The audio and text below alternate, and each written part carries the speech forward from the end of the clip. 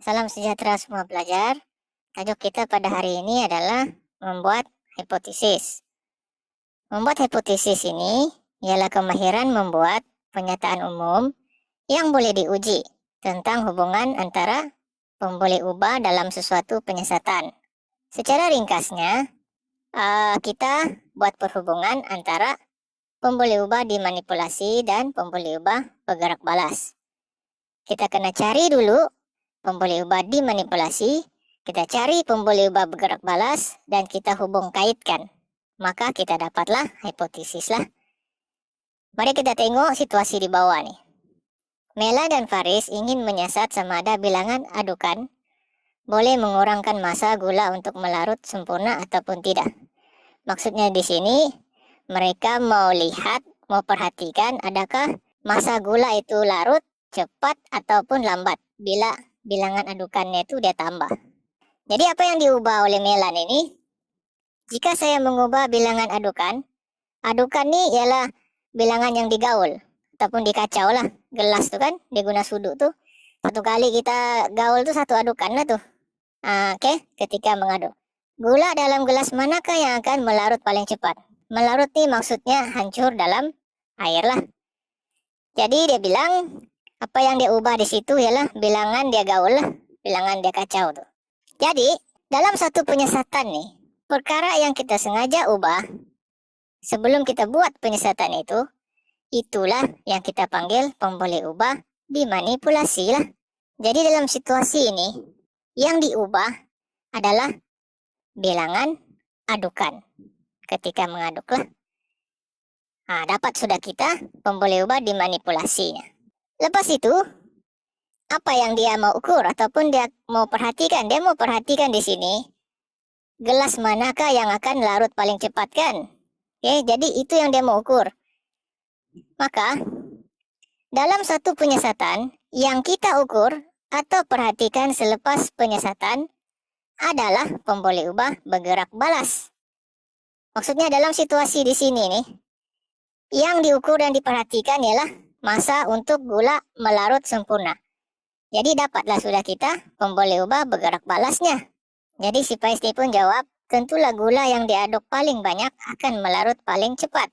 Saya pun fikir begitu. Semakin bertambah bilangan adukan, semakin berkurang masa untuk gula melarut sempurna. Okey, tengok. Hipotesis dibuat apabila kita dapat hubungkan atau kaitkan antara kedua-dua pemboleh ubah. Tadi yang dimanipulasi ialah bilangan adukan kan? Kemudian bergerak balasnya ialah masa untuk gula melarut sempurna. Jadi kita gabungkanlah, kita kaitkan. Jadi dalam sini ni dia cakap, semakin bertambah bilangan adukan, semakin berkurang masa untuk gula melarut sempurna. Jadi Spice pun jawab, itulah yang dinamakan hipotesis. Mereka berjaya membuat hipotesis dengan mengaitkan hubungan antara pemboleh ubah yang dimanipulasi, bilangan adukan tadi, dengan pemboleh ubah bergerak balas, yaitu masa untuk gula melarut sempurna. Jadi hipotesis ini yang dibuat, kita boleh uji lah dengan menjalankan eksperimen. Yang tadi ini belum jalankan, dia hanya merancang. Jadi untuk tentukan sama ada hipotesis kamu tu betul atau tidak, boleh diterima atau tidak, kita kena buat eksperimen itulah. Okey, satu lagi contoh. Contoh lagi ya. Nancy dan Drew ingin mengetahui adakah jumlah mengepam ke dalam belon mempengaruhi saiz belon. Maka mereka pun rancanglah satu penyiasatan. Maksudnya begini.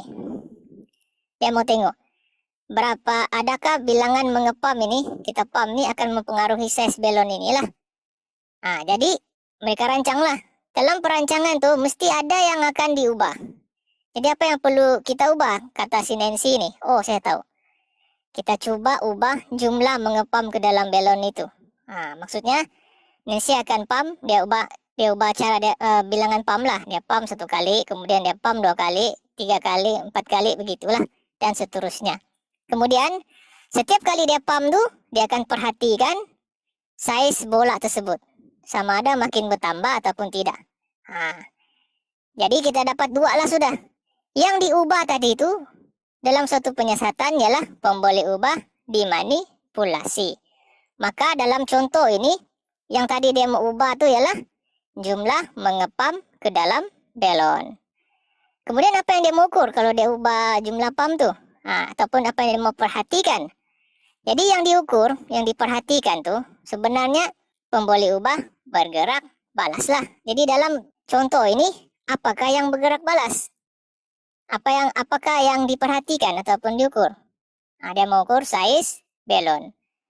Maka jawapan dia, pemboleh ubah bergerak balas ialah saiz belon lah. Jadi kita dapat sudah kedua-duanya ini. Kemudian kita hubungkan kedua-dua pemboleh ubah ini. Jadi si Drew ni, dia pun jawablah, saya rasa semakin bertambah jumlah mengepam ke dalam belon itu, semakin bertambah saiz belon. Jadi bila dia sudah kaitkan antara pemboleh ubah dimanipulasi dan pemboleh ubah bergerak balas, maka dia sudah buat hipotesis. Dan kita hanya boleh tentukan hipotesis itu benar atau tidak dengan melakukan eksperimen lah. Jadi itu saja untuk hari ini. Selamat belajar.